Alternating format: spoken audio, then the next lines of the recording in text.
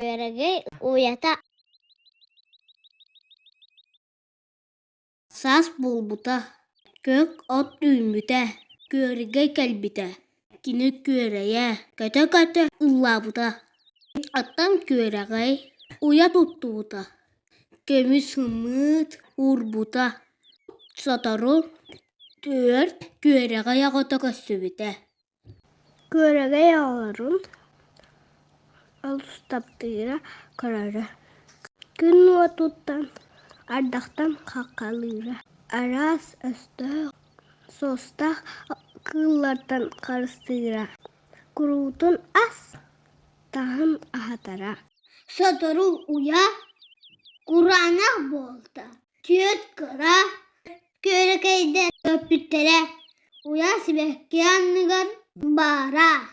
Otunan, düğünen, olmut ete. Sıpsımnağız ete. Avuz cınırat ete. Bir dakika siz bek. Kanan da soğuğa. Onu gören ayına kız epide. O körege ıras. Keber de ebit. Uyata araha. Bihge gebitine agar kulturnay.